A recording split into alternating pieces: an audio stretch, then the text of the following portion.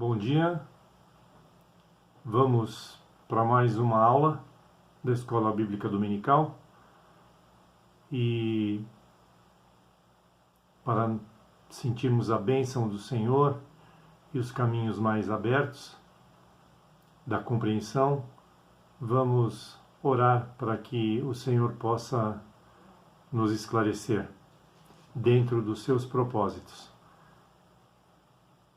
Senhor Deus e Pai, nós neste momento nos apresentamos perante a Tua face para agradecer por mais uma semana que se passou e o Senhor nos sustentou, por esta nova semana que cremos que o Senhor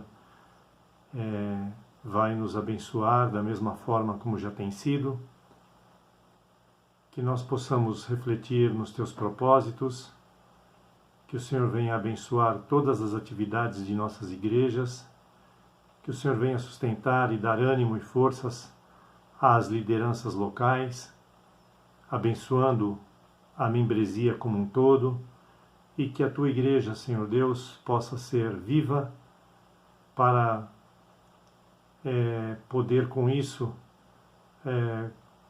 contagiar o mundo com a Tua palavra, com o Teu amor, porque sabemos que nesse afunilamento que vivemos no mundo, perante as coisas que temos visto e vivido, sabemos que só o Senhor deve ser a porção maior da vida de uma pessoa. Não temos que manter as nossas esperanças em absolutamente nada que não seja o Senhor, e para isso o nosso relacionamento precisa estar em dia contigo. Por isso eu peço que o Senhor venha abençoar os irmãos, dá-nos capacitação, dá-nos dependência, humildade, que nós venhamos a refletir sempre na Tua grandeza, pois o Senhor é um ser enorme, cheio de amor, e que também vai um dia julgar a cada um de nós. Por isso nós precisamos nos preocupar em estarmos andando a cada dia de acordo com a Tua vontade. Abençoa-nos e dá-nos a plena compreensão daquilo que está preparado para o dia de hoje.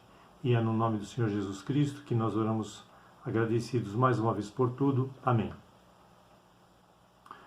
O título de hoje é O Feitiço Virou contra o Feiticeiro. Esta é uma frase bastante popular, bem conhecida, mas nem sempre perceptiva nas diversas ações que muita gente toma no seu dia a dia e com as sementes lançadas depois num futuro próximo, médio ou distante, pode se surpreender com os resultados das suas ações impensadas. Então, que esse estudo possa ajudar nestes reavivamentos de memória e tomadas de decisão. A nossa história tem alguns protagonistas. Dentre eles, nós temos um rato. Este ratinho aqui é o protagonista quase que principal da nossa história hoje.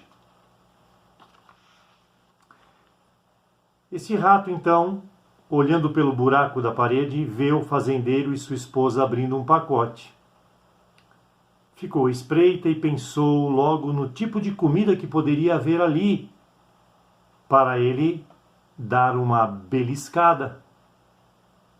Às escondidas, claro. Ao descobrir que era uma ratoeira, ficou aterrorizado. Correu ao curral da fazenda, advertindo a todos: há uma ratoeira na casa! Uma ratoeira na casa!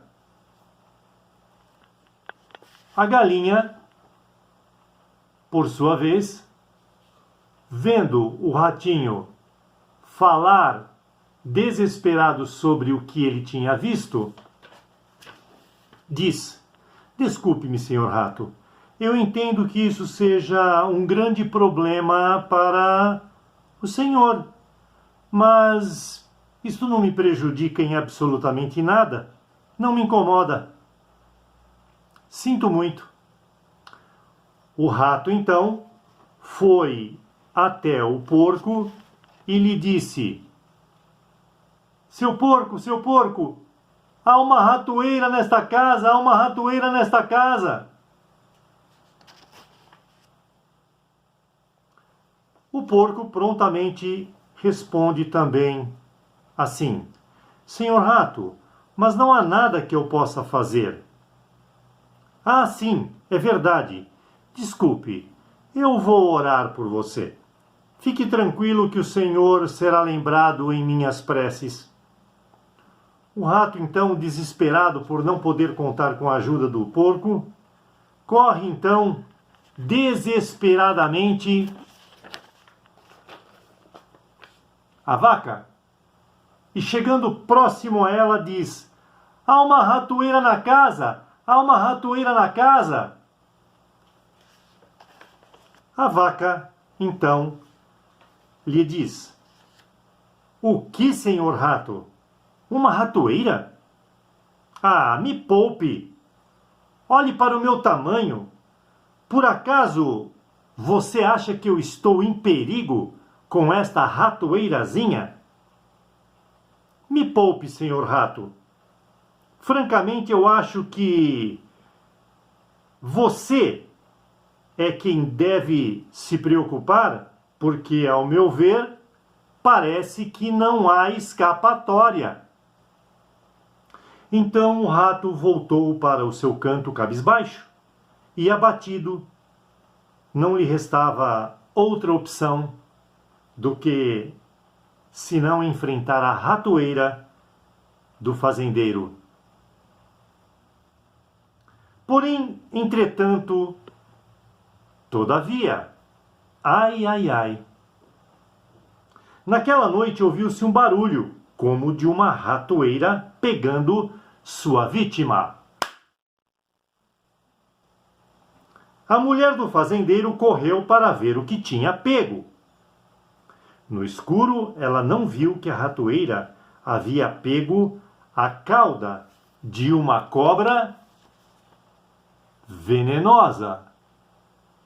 A cauda prendeu ou foi presa pela ratoeira. A mulher, desapercebidamente, então, chegando próximo à ratoeira, visto que a cabeça da cobra estava livre para se defender, esta, sem pestanejar, pica as pernas da mulher.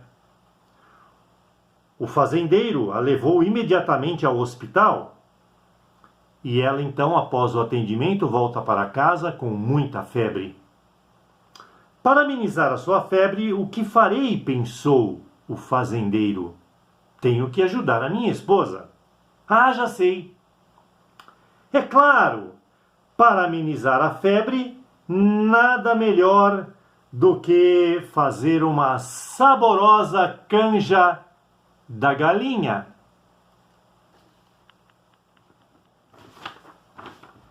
Então o fazendeiro pegou o seu machado, afiadíssimo, e lá se foi a providenciar o ingrediente principal, a galinha.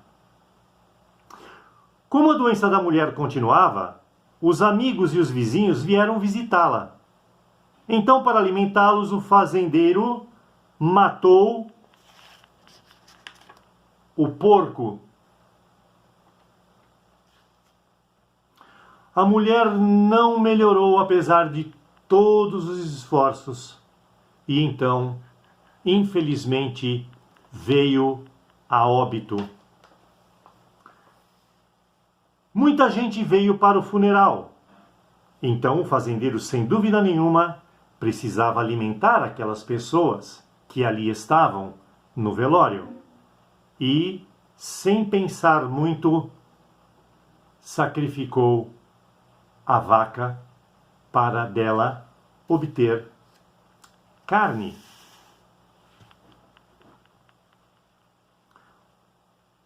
Pobre vaquinha. Afinal de contas, havia muitas pessoas ali e todas lamberam os beiços com a carne deliciosa que fora preparada pelos funcionários do fazendeiro. Minha gente, podem acreditar. Na próxima vez que ouvirem dizer que algum irmão ou irmã está diante de um problema ou alguma pessoa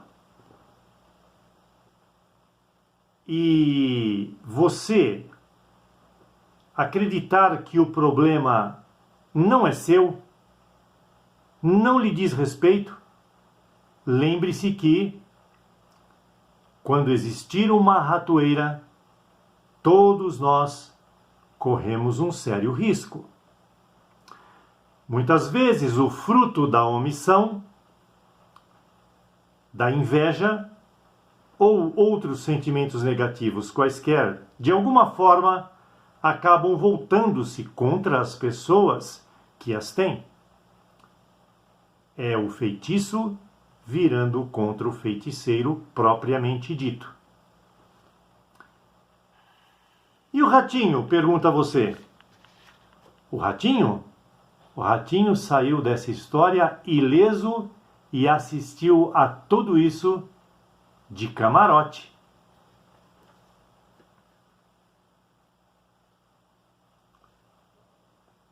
Numa empresa onde alguém trabalha em equipe, o problema de uma pessoa também é problema da outra.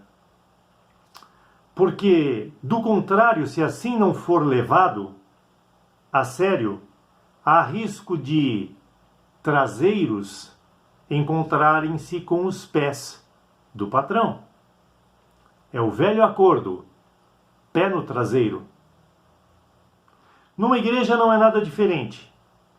Os problemas precisam e devem ser corrigidos mutuamente, porque do contrário, não só a vaca irá para o brejo, mas os porcos e as galinhas também. Vejamos alguns exemplos bíblicos desta grande verdade. A inveja é um sentimento muito ruim e altamente condenável pela Bíblia. Tem sido um fator de destruição social, inclusive na igreja. E quem a tem cultivado está correndo o mesmo risco dos nossos protagonistas até agora apresentados. Transportando a inveja associada à indiferença praticada por muitas pessoas hoje, ao olharmos para o passado bíblico, temos exemplos semelhantes. Por exemplo, temos a história de José, no capítulo 37 do livro de Gênesis, versículos 1 e 3. José conta ao seu pai as práticas más de seus irmãos. José, a saber, era filho de Raquel, a esposa amada de Jacó, e que com Raquel, Jacó teve 2 filhos. José era um deles, Benjamim era o outro. Por causa disso, Josué era bastante amado por seu pai. Já nos versos 4 a 11, José conta os 2 sonhos que tivera a respeito dos seus irmãos, aumentando neles ainda mais o sentimento de inveja, porque só de eles verem um relacionamento puro e amistoso, amigável entre o seu pai, isso já era o suficiente para despertar inveja neles. Mas, após o sonho interpretado, as coisas se agravaram bastante. E Jacó ficou pensativo sobre o fato. Nos versos 12 a 18, José é mandado por seu pai à procura de um rebanho. Seus irmãos queriam matar José. Rúben não permite.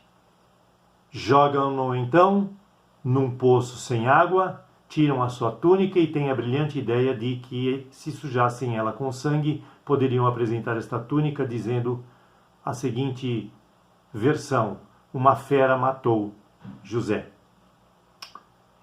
José, na verdade, então, depois de ser jogado no poço, é retirado do mesmo e vendido para alguns beduínos que passavam pelo campo, indo para o Egito, por 20 moedas de prata, ou a equivalência de 230 gramas de prata, mais ou menos 11 gramas cada moeda.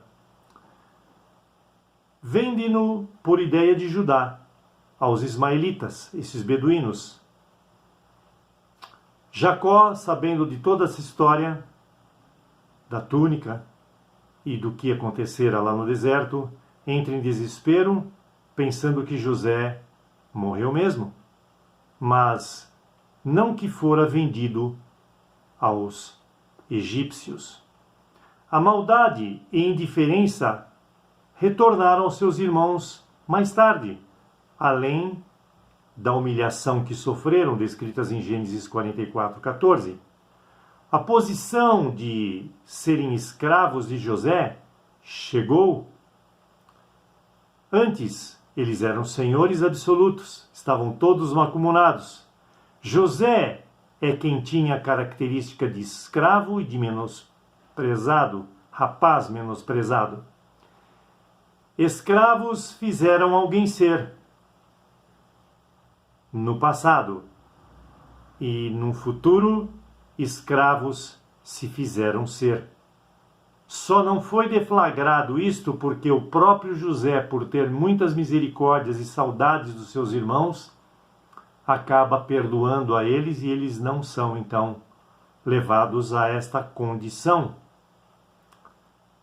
Há uma outra história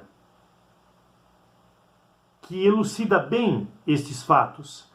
Fatos estes de José, que levaram aos seus irmãos a um grande sacrifício e grande susto, quando José propõe que eles deveriam ir buscar o seu pai para que ele pudesse chegar até o Egito, e fica com um dos irmãos como refém. A única coisa mais drástica que acontece neste reencontro é isto. Mas, como eu disse, se safaram de fazer escravo, tornarem-se escravos. O feitiço estava prestes a virar contra o feiticeiro ou os feiticeiros. Nós temos uma outra história, como eu estava dizendo, no livro de Daniel, capítulo 6. Daniel havia sido colocado pelo rei Dário como um dos 3 príncipes que governavam sobre os medo-persas, através de 120 presidentes do reino que governariam 120 divisões de território. Essa ideia já fora dada por Jetro a Moisés para liderar o povo hebreu no passado. Daniel destacou-se dentre os 3 príncipes principais, e um espírito excelente pairava sobre ele. O Espírito Santo estava por detrás dele, trabalhando na vida de Daniel para que ele tivesse sucesso no que ele empreitava.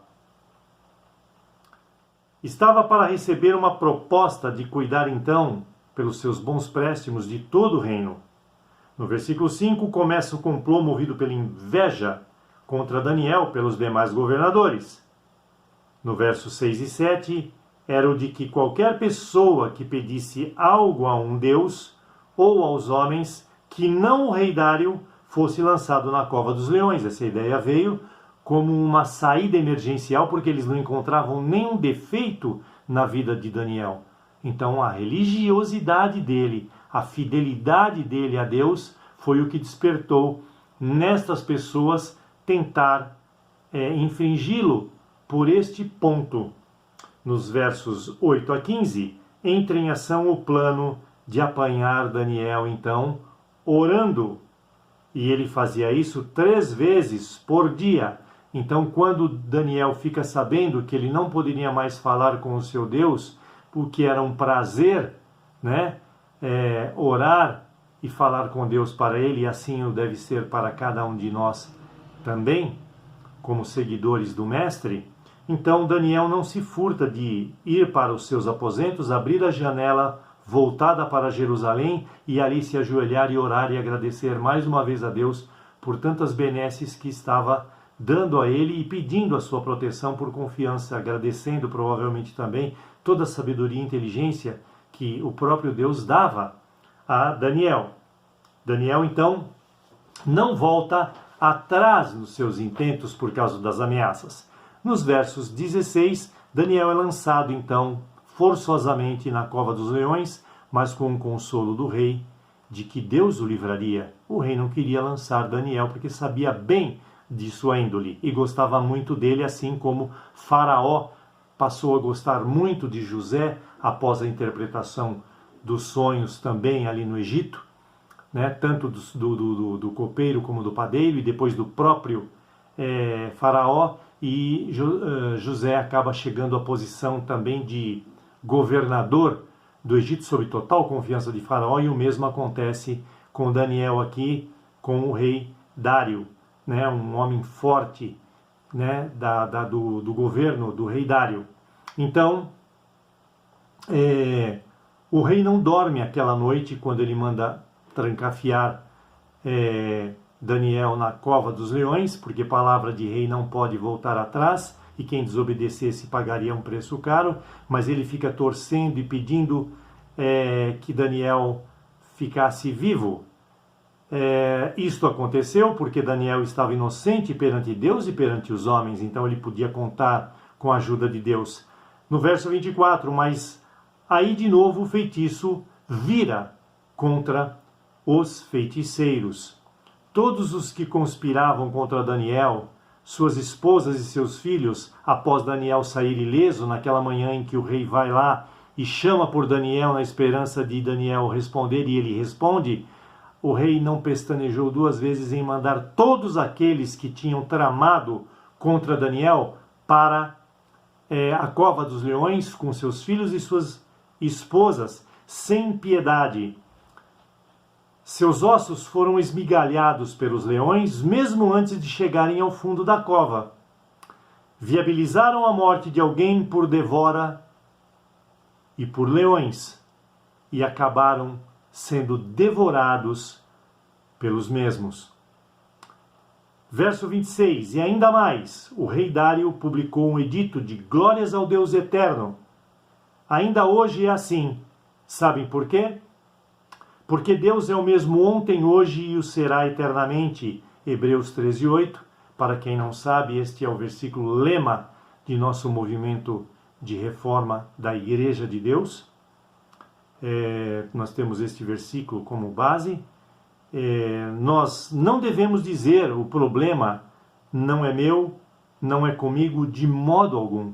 Nós devemos, através da palavra de Deus e do que ela nos ensina, termos em mente aquilo que ela prega através desse versículo. Alegrai-vos com os que se alegram e chorai com os que choram. Romanos 12:15. O mundo está aí, a igreja também está. Será que não nos pesa deixar que morram sem saber que só Jesus é paz, que só Cristo detém a paz? A igreja precisa mobilizar-se para evangelizar. E o mundo está sedento por isto, nos diz a Bíblia. O mundo espera por isto, por este socorro.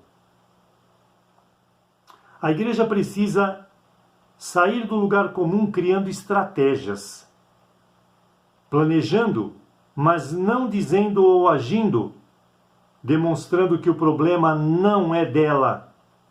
Se o corpo de Cristo é realmente corpo de Cristo, mas não um corpo de quisto, então deve prevalecer na igreja a comunhão dentre os irmãos.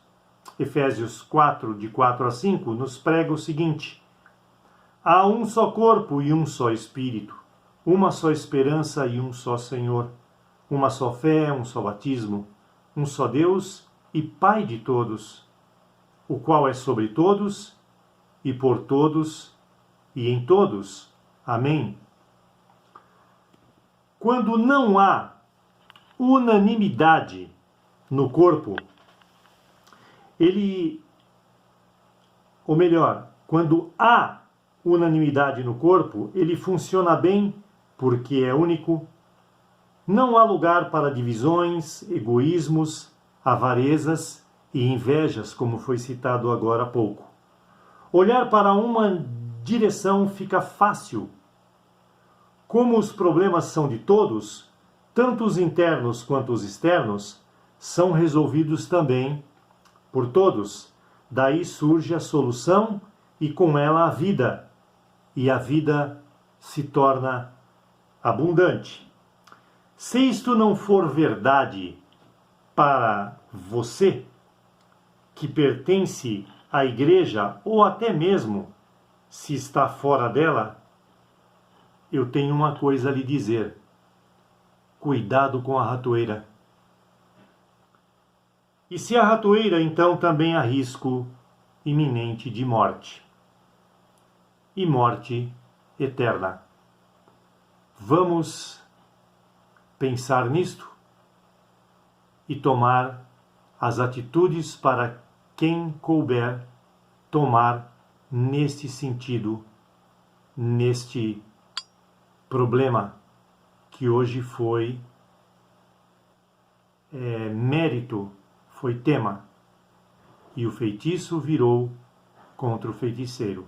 Não vamos permitir que isto aconteça conosco.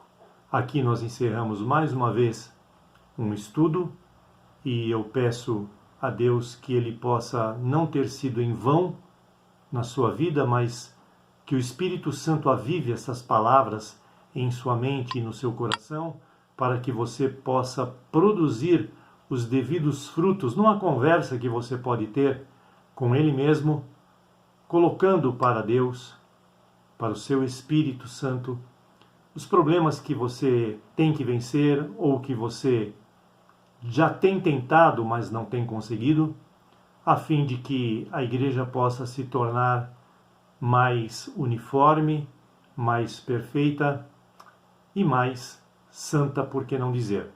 Então tenham todos uma excelente nova semana e que o Senhor esteja com vocês em cada passo que derem nesta nova jornada.